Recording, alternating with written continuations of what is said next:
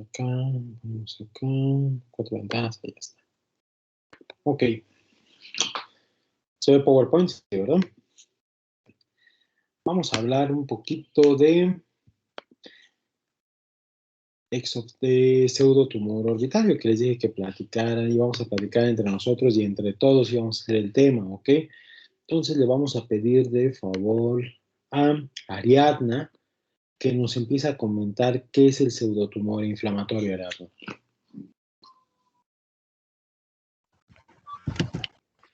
Sí, doctor. Yo encontré que el pseudotumor inflamatorio también se llamaba enfermedad inflamatoria orbitaria idiopática y va a ser un trastorno frecuente, bueno, poco frecuente, pero se va a caracterizar porque vamos a encontrar lesiones orbitarias inflamatorias que no van a ser de tipo neoplásico y tampoco van a ser de tipo infeccioso.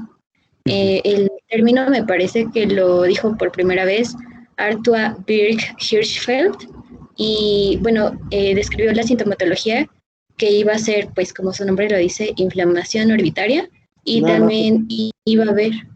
Perfecto. Nada más el diagnóstico, mi niña. Muchas gracias. Okay. Entonces, es un proceso inflamatorio, ¿no? Y las causas que me identifica ahí de su etiología, ¿cuáles menciona, Ariadna? ¿No menciona las causas? ¿O las que Pues no va a ser idiopático. Perdón, no oí, perdón, no. Así que las causas van a ser de origen idiopático, aunque algunas bibliografías mencionan que puede ser debido a algunos fármacos o de origen autoinmune. Exactamente, generalmente es inflamatorio, pero no bacteriano. En la clase anterior se me dijeron que podía relacionarse un proceso infeccioso, ¿no? Esto es un pseudotumor inflamatorio orbitario de causa desconocida la mayor parte de los casos, aunque a veces sí hay un compromiso ahí que lo esté generando. Los que vi que ya no tenían su camarita ya me dijeron, no hay bronca. Entonces aquí, por ejemplo, alguien alzó la mano, pero ahorita yo les voy a decir para que hablen un poquito más propiamente ahora sí de qué factores inflamatorios y qué causas, por ejemplo, podemos pensar en idiopático, ya más que nada hablar de su etiología. Said, ¿nos puedes complementar tantito, por favor, la etiología, cómo son las presentaciones, si leíste y cómo se puede clasificar? Échanos ahí el tiro, ¿no? No se confirma si se escucha. Todo bien, todo bien. Bueno, en cuanto a la etiología, aparte de enfermedades autoinmunes, también vi que podía darse por el uso de algunos fármacos como los bisfosfonatos, inclusive en aquellas personas que habían sido tratadas por quimioterapia.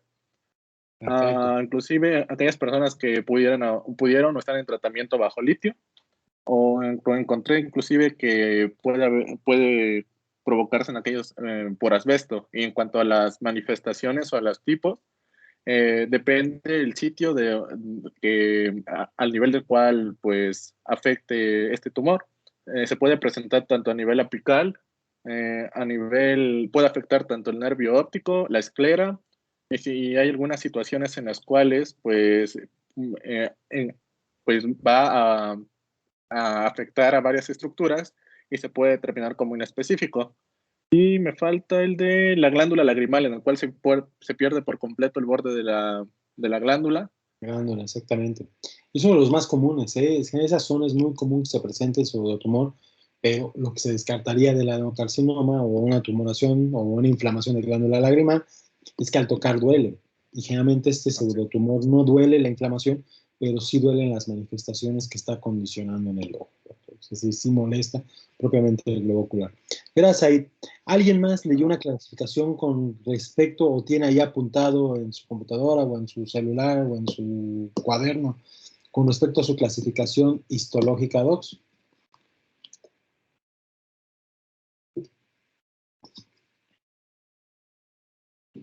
Doctor. Sí, Adrián. Sí, bueno, más que histológica encontré que se podía clasificar de acuerdo a las estructuras principalmente afectadas. Okay.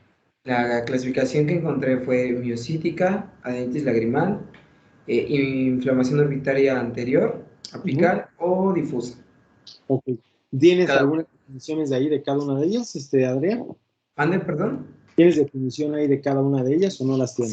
Sí, realmente, bueno, características generales, por ejemplo, en la miocítica, pues como su nombre lo dice, la alteración está más presente en la parte muscular, Hay un engrosamiento de los músculos extraosculares y pues con esto la sintomatología, dolor con movimientos, diplopía, proptosis e incluso edema palpebral. Eso en la miocítica. En la dentitis lagrimal, pues bueno, aquí sobre todo se ve afectado el cuadrante temporal superior de la órbita y el fornix. Y pues también va a cursar con dolor, sensibilidad, ¿sí? Y bueno, también proptosis. En la inflamación orbitaria anterior, principalmente la alteración está en globo y órbita anterior, se puede dar incluso desprendimiento de retina, hay edema palpebral, disminución de la visión, uveitis y esclerotendinitis, así como papilitis. Ok, perfecto. Me ayudó un doctor, ¿iba a comentar algo más, Adrián? ¿Mandé? No, bueno, ya. Creo que Diana también tiene levantada su mano. Ya vi que la tengo levantada, pero no quiero ir a Diana. A ver, Diana, bueno, ya, cuéntame. Bueno, yo en base a la clasificación histológica encontré que hay una clásica en la cual se caracteriza por tener una multicelularidad. Entre los que destacan son los linfocitos maduros, que están bien diferenciados, igual las células plasmáticas e incluso histocitos o macrófagos se pueden encontrar ahí, y en la granulomatosa es en la que hay como una respuesta celular más por histocitos y algunas células multinucleadas y precisamente se forman granulomas. Y en la esclerosante es más que nada porque hay depósitos de tejido conectivo y también hay infiltrado pericelular en ese, y ya hay fibrosis como tal, parte de colágeno ahí inmaduro. Y la otra clasificación histológica es la inespecífica, en la que no cumple con ninguna de estas características de celularidad antes mencionadas. Perfecto, Diana, muy bien, igual Adrián Gasga, muy bien. La otra doctora Diana había alzado la mano también, o ya se colgó. Diana Cordero. Gracias, Doctor, Diana. era lo mismo que dijo mi compañera Diana. Directamente era lo mismo, Diana. Lo mismito. Sí. Bueno, está bien. Le había pedido a un doctor de la clase anterior si podía, había un cuadro de donde lo había sacado, a ver si lo puede tener y lo compartir. Si no, cosa, pues ténganlo ahí recordado, si no, yo les busco. Ahorita de todos modos les voy a subir un artículo que encontré para ver si les sirve. Igual es del de voy a tener suerte y es el que salió y es el que les voy a compartir.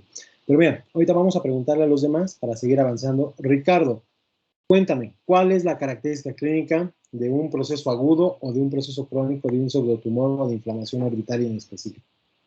Bueno, yo en cuanto al cuadro clínico encontré que realmente se puede presentar a cualquier edad. Ya vimos que es un poquito más frecuente, bueno, lo veíamos tanto en niños como en adultos, ¿no? Sin embargo, aquí encontré específicamente que la mayor incidencia se reporta en la quinta década de la vida.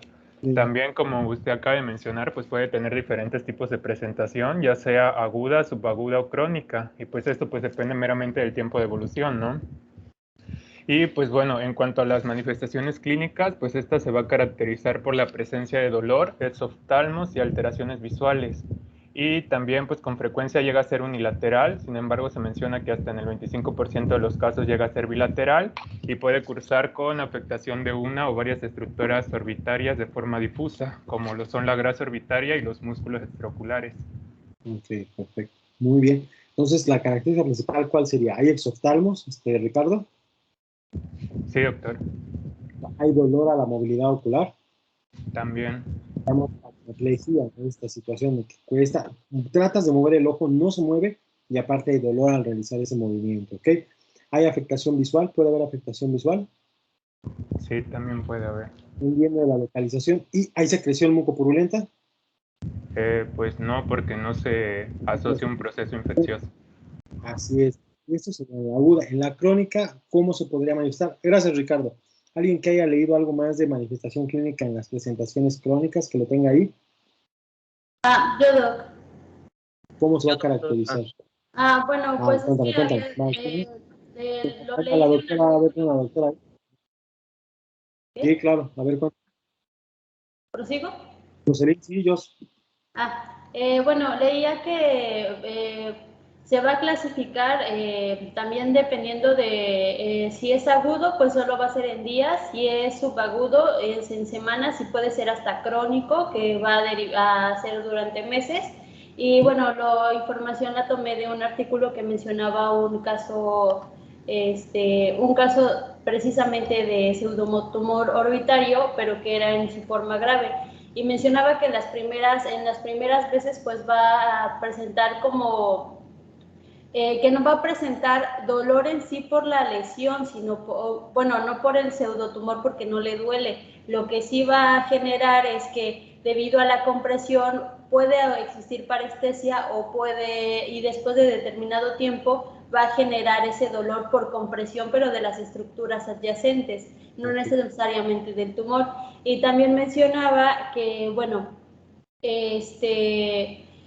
va a tener, puede llegar a un punto en el que sí va a haber pérdida de la visibilidad completamente y por ejemplo en el artículo que leí, la paciente llegó a tal grado que perdió completamente la visibilidad. Bueno, después podríamos mencionar el tratamiento, pero ahí dice que aunque tuvo una excelente respuesta al tratamiento, ya no recuperó nunca la visibilidad. Sí, por la compresión del nervio óptico es bien chichón, chillón, ¿no? ¿Qué estoy pensando, doctor? Bien chillón, es como muchos de ustedes, chillones, lloran por todo, que sacan 8 en su examen de párpado, doctores. Pero sí, qué lesión. Ah, ¿tú sacaste 8, Jocelyn? Ay, perdón. No saqué 8, doctor. Bueno. Bueno, pero mencionaba entonces, que otra de los problemas que puede haber es que, bueno, vamos a encontrar ptosis, precisamente, de hecho, el caso en el que estuve leyendo, pues al principio presentó ptosis y un poquito de parestesia, pero después empezó a progresar y, bueno, después puede haber incluso, hay restricción de los músculos. Entonces, por ejemplo, pues ya no puede parpadear y eso es lo que realmente genera el dolor, la inflamación crónica del músculo en general, y pues obviamente también puede haber inflamación de la grasa que va a generar pues mucho más compresión en el tejido y pues va a generar más dolor. Vale, perfecto. Muy bien, Jocelyn, muchas gracias. Muy completo lo que nos comentas. Entonces sí hay que diferenciar agudo y crónico. A mí en lo particular, en mi experiencia, me han tocado puros agudos, aunque me ha tocado un recidivante. No se clasifica dentro de lo crónico, pero sí el más raro que he visto fue recidivante del mismo lado. Puede llegar a presentar eso y sí dejar manifestaciones pues ya de secuelas a nivel de las estructuras que se afectan. Muy bien. Adrián, ¿querías comentar algo antes de pasar al diagnóstico? Sí, bueno, que específicamente en el crónico se caracteriza por exoftalmos y desplazamiento. Ok, muy bien. Sí, se caracteriza, pero a veces no hay dolor y eso ya puede ser una causa de diferenciar y ya tener el antecedente que haya tenido un cuadro previo.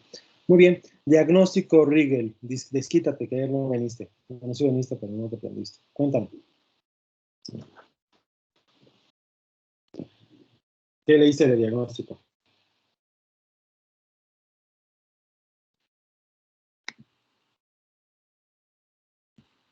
Ya.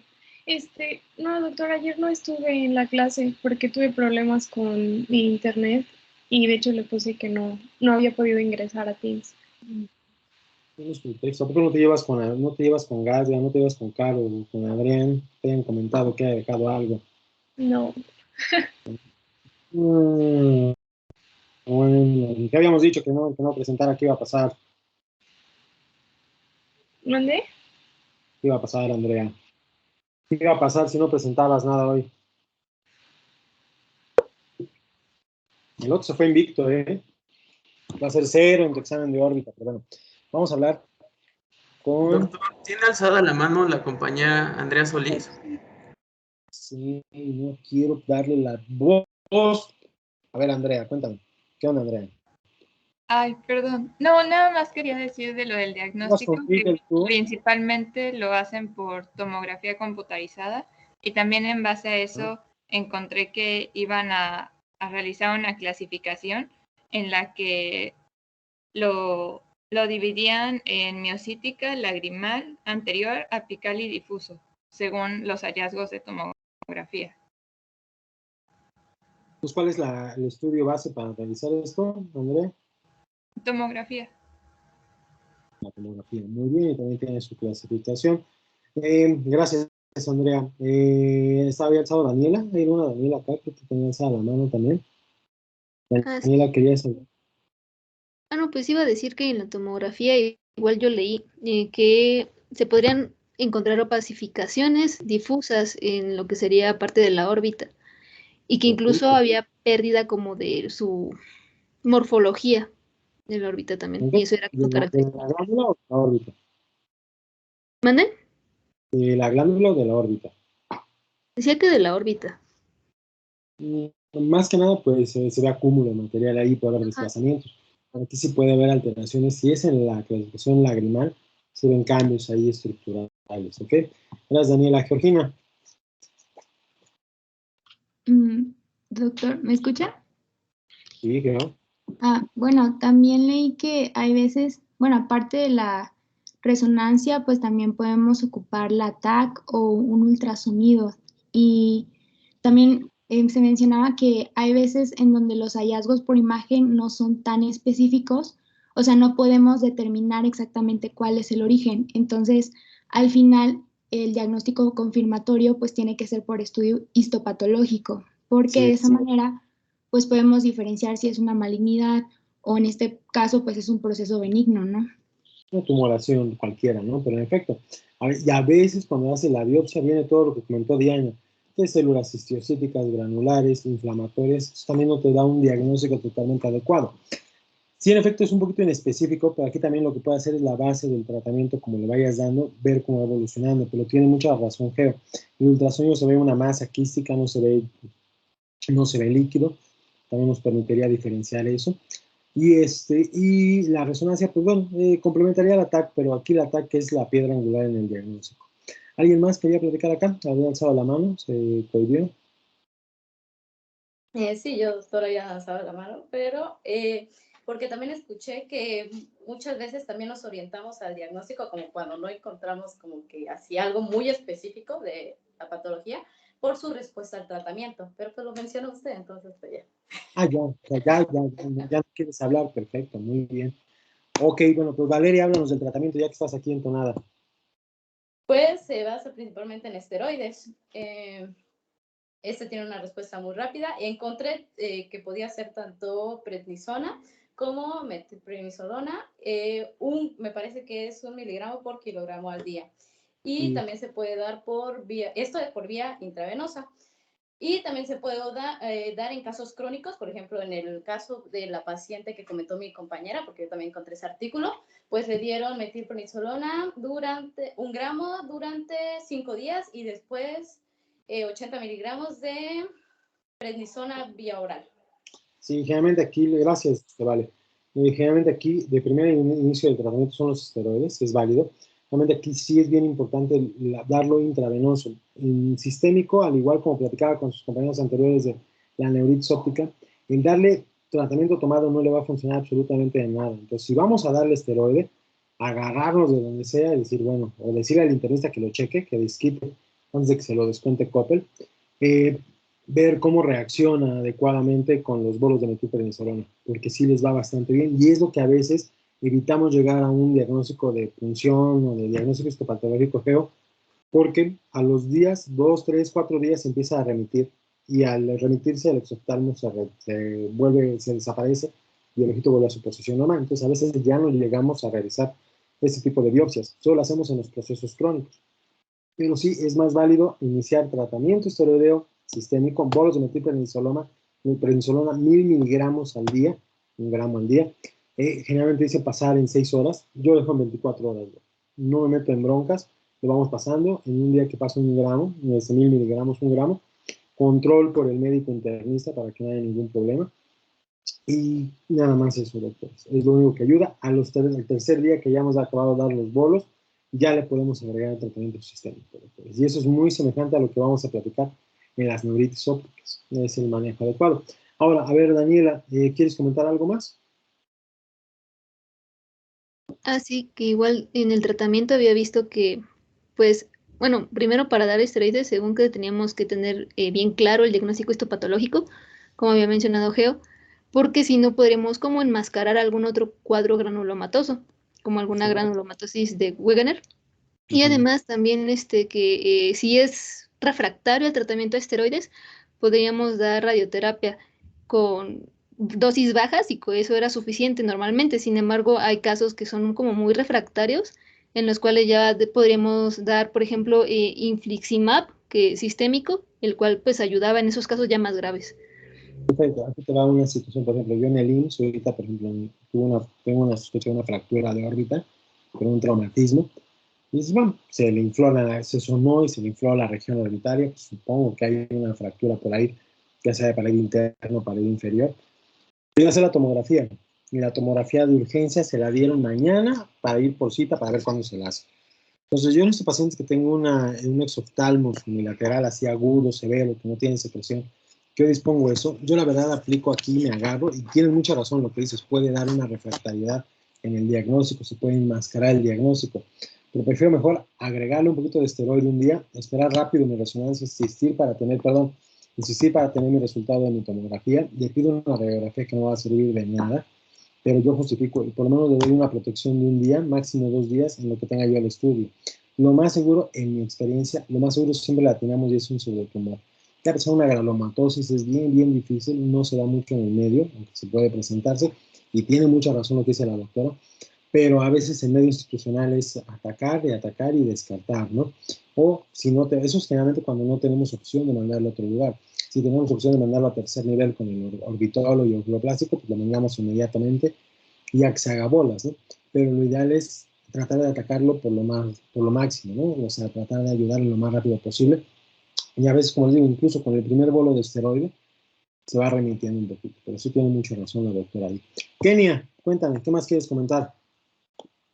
Bueno, es que encontré que en la presentación esclerosante ahí podría ser necesaria la cirugía y ese sería el tratamiento de elección. Sí, por la destrucción que puede presentar infiltrativa y puede afectar el globo ocular. Va a haber algunas manifestaciones, que es una celulitis, un pseudotumor inflamatorio, está muy pegadito cerca al globo ocular y condiciona procesos inflamatorios. Entonces ahí sí hay que retirarlo. Igual en los crónicos, ya que se hayan confirmado que es un proceso crónico, igual se tiene que hacer una resección del material que tengamos ahí. Pero sí es bastante válido, Kenia, ¿vale? Roberto, ¿algo más que quieras complementar? Sí, doctor. Nada más respecto a la tomografía, como usted dijo que era la base para el diagnóstico, pero también de unos hallazgos importantes en los cuales podemos hablar de la tomografía, como nos dijo Andrea acerca de los de la clasificación que se le da. Por ejemplo, cuando hay inflamación anterior, vamos a ver que hay una infiltración irregular. Si es de manera apical, puede haber una infiltración de una manera más del vértice orbitario, o por ejemplo en el difuso no hay tanto problema porque en el difuso es como si todo literalmente es difuso, o sea, se ve por ahí en la imagen que tiene una afectación básicamente de toda la órbita. Sin embargo, lo que a mí me pareció interesante es que dice que sí se ve la afectación en la órbita, sin embargo, hay una ausencia de erosión del mismo hueso, que es lo que se puede ver en la tomografía.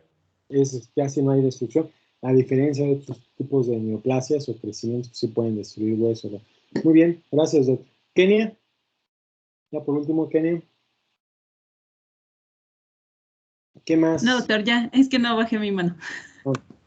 Rápido nada más, Adrián o alguien más, porque tiene Sí. la mano, antes, ¿algún otro tipo de tratamiento que se puede utilizar o que se emplea en este tipo de pacientes, independientemente de los esteroides, del procedimiento quirúrgico que habló la doctora? ¿Qué más se podía pensar en algún momento y que también en el IMSS los tenemos totalmente pues, como que fuera del alcance? ¿Qué otro tipo de tratamientos? Los antiinflamatorios no esteroideos en casos leves. Tenemos la bronca, pueden ayudar un poquito, pero sí, pero ¿qué otro tipo de medicamentos leyeron ustedes? Inmunomoduladores. Inmunomoduladores, ¿como cuáles?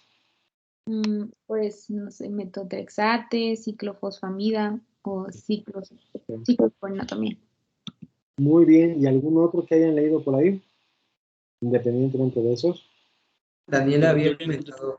Podía ocupar la... ¿Era Luis? Ajá, la hialuronidasa, pero era acompañada con corticosteroides. Corticosteroides, muy bien. ¿Y Adrián, otra cosa? Gracias, Luis. No, doctor. Bueno, yo tengo una pregunta, pero... Okay. A ver, bueno, ¿alguien leyó algo de radioterapia? Sí, también. A ver, Adrián, ahorita di de la radioterapia y cuéntanos.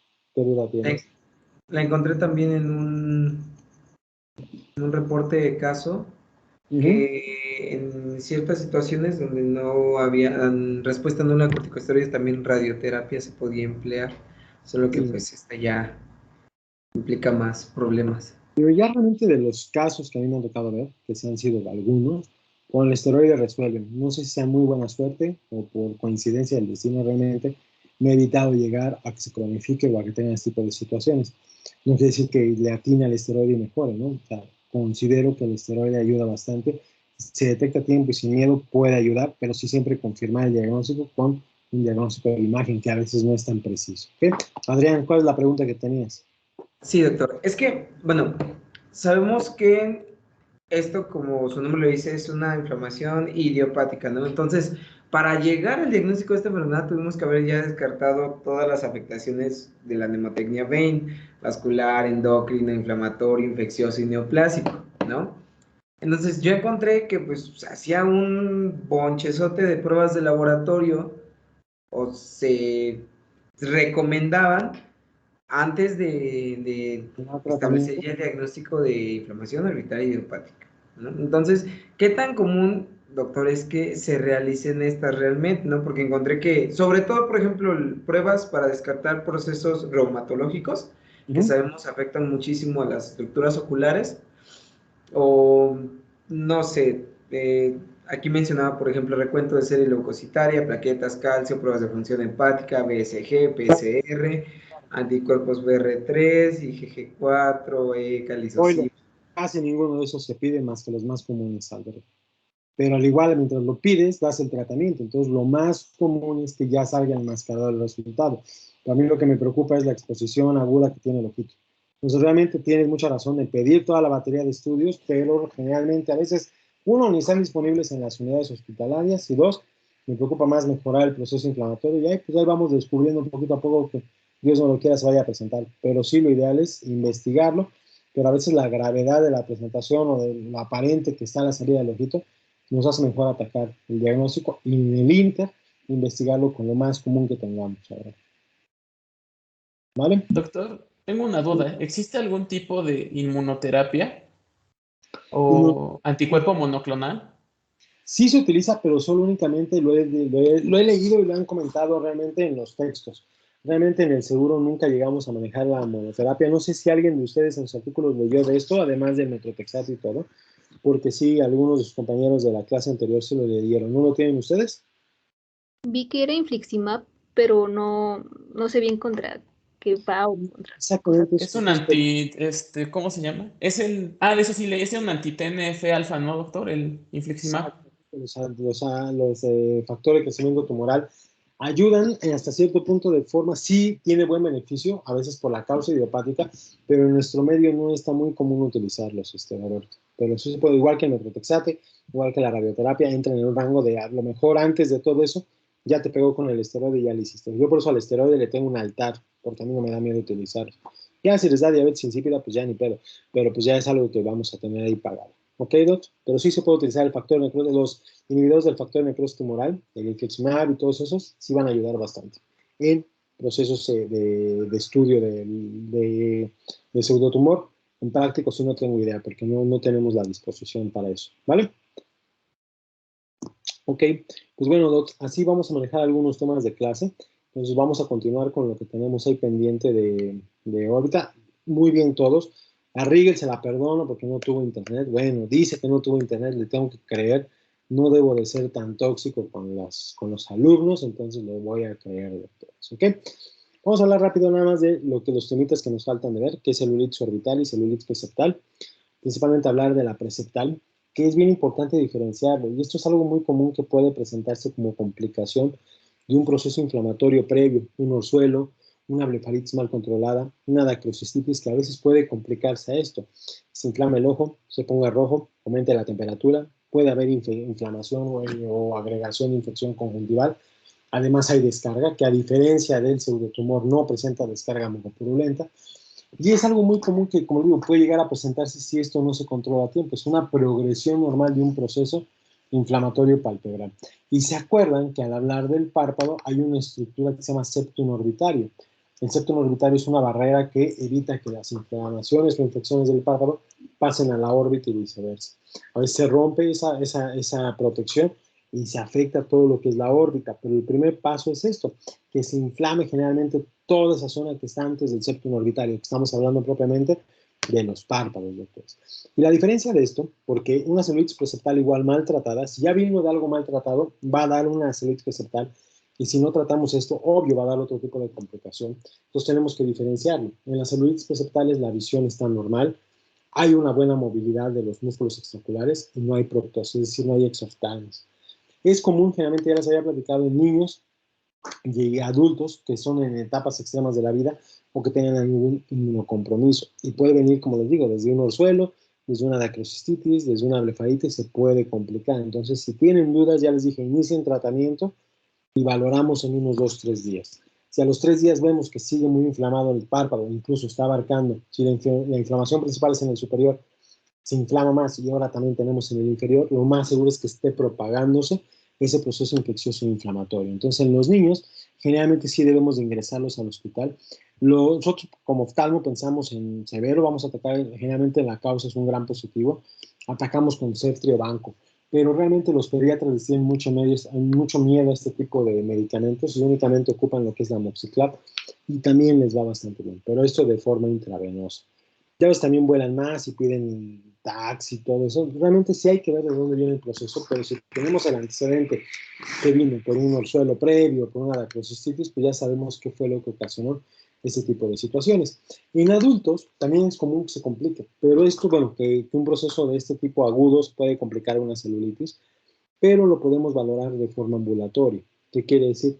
Que lo podemos tratar igual con tratamiento sistémico y desinflamatorios y compresas frías. Y a lo mejor ya les dije, si se drena de la dacrocistitis que tiene, si se drena el orzuelo, pues todo el proceso empieza a bajar, ¿no?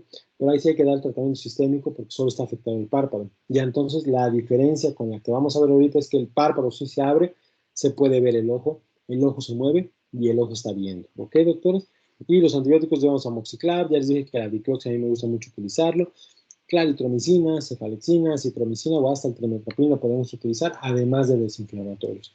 Esa es la diferencia, ven, a lo mejor empezó con un orzuelito acá y se extendió todo lo que es el párpadito.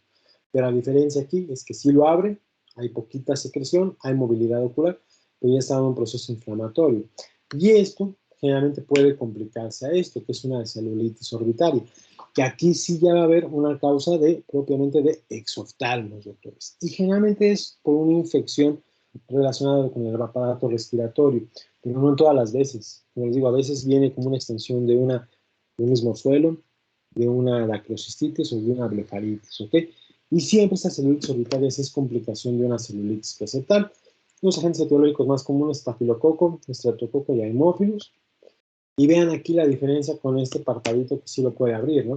Aquí el párpado está totalmente eritematoso, tiene muy mal estado general el paciente, no puede abrir el ojito por sí solo, se lo abrimos el ojo y el ojito se va hacia afuera, tiene abundante secreción y la movilidad está disminuida y también puede haber afectación visual por compromiso de las fibras nerviosas en el nervio óptico. Entonces, esto sí es una verdadera urgencia porque puede dañar, como ya vimos, puede dañar las fibras del nervio óptico y también puede extenderse hacia cavidad craneal y darnos una neuroinfección, doctores. Aquí es una tosis secundaria al proceso inflamatorio, se abre el ojito y sale hacia adelante, descartar que no haya ningún proceso aquí de infección de senos, tanto etmoidales como malares, pero se va a presentar con fiebre, dolor, restricción y va a presentar también afectaciones visuales y sobre todo el exoftalmo. Diagnósticos clínicos, ya sabemos que la más severa pues, es una orbitaria a diferencia de la preceptal. Estos todos los pacientes sí hay que ingresarlos, adultos, niños hay que ingresarlos, hay que hacer una tomografía, ver si de ahí viene directamente de una zona de proceso de vía respiratoria o si ya tenemos el antecedente o lo detectamos en ese momento que venga por el ojito. En fin y al cabo vamos a dar el mismo manejo. Podemos hacer cultivo, podemos hacer una interconsulta al otorrino, pero como digo, en la mayoría de los casos no tiene mucha relación con un proceso de vías respiratorias y acabamos manejándolo nosotros, evitando ese proceso que se extienda más. Como digo, hay que dar tratamiento de amplio espectro, Ceftriaxone, Vanco, vía intravenosa, desinflamatorios, compresas de agua fría. Hay que dar aquí sí gotas también de antibióticos. ¿Por qué vamos a dar gotas si solo es la afectación de la órbita? porque tiene mucha secreción, hay mucha salida de secreción, el ojito puede estar lastimado, entonces podemos agregar un poquito de tratamiento antibiótico tópico. Entonces, y en algún momento que esto, al igual que el pseudotumor, tengamos un absceso o una masa localizada ahí que esté condicionando este problema, el orbitólogo tiene que entrar a drenarla, ¿ok? Se saca todo ese material purulento, muy semejante a lo que haríamos en el proceso del pseudotumor, nada más que aquí sí encontraríamos tanto células inflamatorias como procesos ya infecciosos, ¿ok? Entonces, diferenciar bien, eso sí es pregunta de examen, cómo diferenciar una celulitis preseptal de una celulitis orbitaria y cuál es más peligrosa de cada una de estas, ¿ok? Viene una lidaficomicosis, que es lo de mucor, para que vean aquí cómo la afectación ocular es muy severa, hay destrucción de tejido necrótico granular, obviamente vienen pacientes inmunocomprometidos, alteraciones o toxicomanías inhaladas, que nos va a dar este tipo de situación, y sí puede llegar a destruir toda la cavidad orbitaria y la cavidad nasal, bueno, los tejidos nasales, lo que conlleva problemas relacionados ya que tengan dificultad para una respiración adecuada o de una movilidad ocular adecuada. Aquí el ojo también se puede fregar por completo. Afortunadamente, la orbitaria es poco frecuente, pero sí, generalmente, la que afecta es la de la nariz. A pacientes que, por ejemplo, tengan una inflamación muy severa, que no puedan abrir el ojito, que no se detecte mucha secreción, pero sí tengan la exoftalmos así, y pacientes jóvenes con toxicomanías o inmunocomprometidos, sí pensar en esto, ¿no? Y ver, hacer una biopsia del tejido granular que está ahí totalmente necrosado y ver, para antes de abordar la zona de órbita, si es que hay acúmulo de material ahí de proceso inflamatorio, igual con IFAS, ver, hacer el diagnóstico y tratar con tratamiento antifúngico, pero la destrucción aquí sí es bien, bien importante. Los tumores generalmente van a ser benignos, aunque va a haber ya destructivos, los que invaden y destruyen relativamente la órbita. De los benignos vamos a encontrar los dermoides, los epidermoides y los teratomas. Una característica de estos es que van a tener algo que se llama coristomas, que son alteraciones en el desarrollo y el crecimiento. Vamos a ver tejido extra en una zona donde no debe de haber. Vamos a platicar de esos igual en conjuntiva y córnea, que son muy comunes los coristomas de córnea. Pueden ser quísticos, pueden ser sólidos. Y uno de los más comunes es el tumor dermoide. El tumor dermoide es esto, no sé si lo alcanzan a ver, es esta bolita que se ve acá y esta bolita que se ve acá. A veces los pacientes llegan más que nada por el aspecto cosmético, no tanto por una alteración funcional, porque está bien hacia atrás, está bien atrás del reborde orbitario. Hay que descartar una afectación de glándula lagrimal. A diferencia de la glándula lagrimal, se siente más inflamada, se palpa por debajo del reborde orbitario. Aquí en estos tumores se palpa el reborde orbitario, aquí, en las de glándula lagrimal sobresale la tumoración ahí, hay un proceso más inflamatorio local. Estas no tienen esto, son móviles y no hay ningún problema. Lo que hacemos es hacer, si el paciente desea quitárselas, como digo, es más que nada por el aspecto cosmético, es hacer una buena disección superficial y retiramos el quiste dermoide. Normalmente no vale mucho la pena abordarlos, como digo, solo es procedimiento de tipo o manejo de tipo cosmético. Los lipodermoides sí, a veces también pueden ser comunes. Yo tengo un paciente que operé de cataratas, tiene glaucoma y realmente tiene estos lipodermoides, que es este crecimiento de tipo blanco amarillento que sobresalen en la conjuntiva. Podríamos, y vamos a platicar de ellos también en conjuntiva, pero esto viene su origen desde la cavidad orbitaria. Es esos cojines de grasa que deberían quedarse a nivel de la órbita, se explayan y se extienden hacia la conjuntiva. Y es lo que vemos nosotros ahí. Este paciente que les digo tiene sus dos cositas aquí sobresalidas, no le molestan, dice, no doctor, nunca me han molestado, entonces no se retiran, doctor. Hay que darle lubricación, todo, porque se pueden inflamar. Pero es un paciente que estoy hablando, tiene 70 años, bueno, tenía, no sé cuántos años tenga, no sé si todavía está con nosotros, pero ya tenía 70, 71 años. Entonces realmente estos solos iguales se van a operar si el paciente tiene molestia sintomática.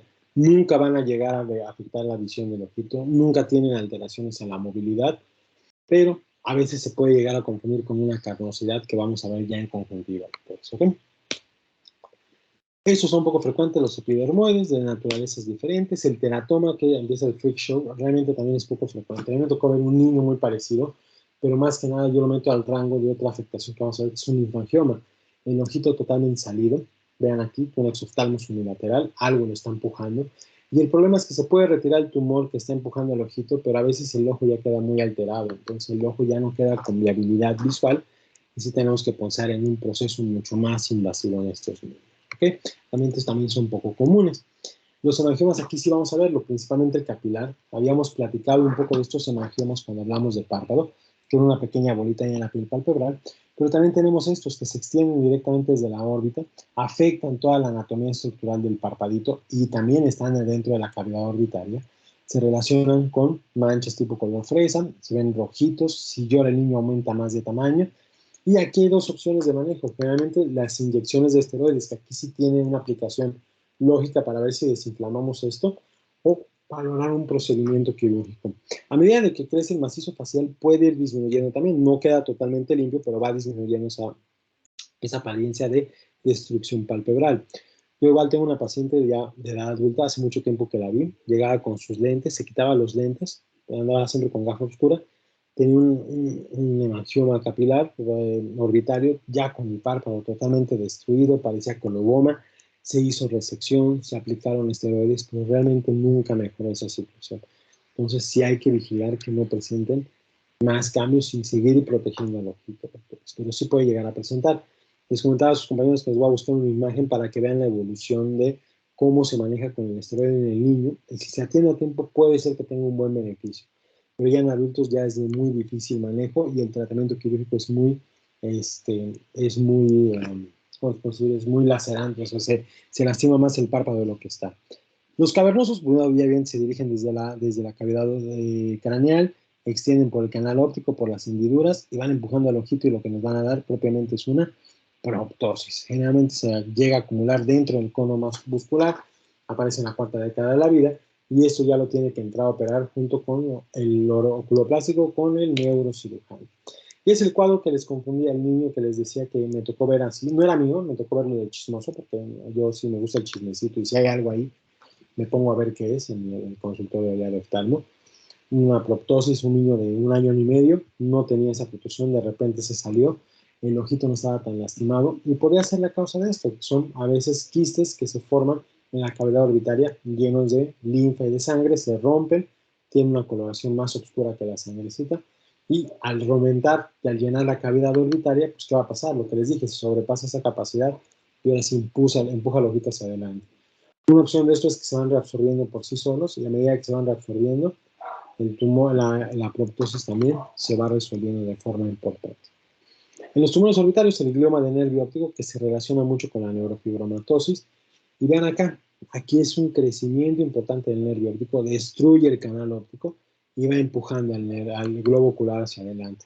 Realmente estos pacientes ya tienen una afectación visual importante, o si se retira junto con el neurocirujano puede quedar libre, podemos volver a reposicionar el ojito, pero ya el daño visual que condicionó esto ya queda muy alterado. Entonces hay que tener mucho cuidado en este tipo de situaciones.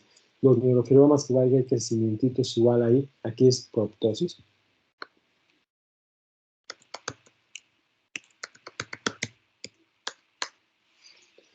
Y generalmente son un poco comunes, pero ya no me detengo mucho en explicar, al igual que los meningiomas.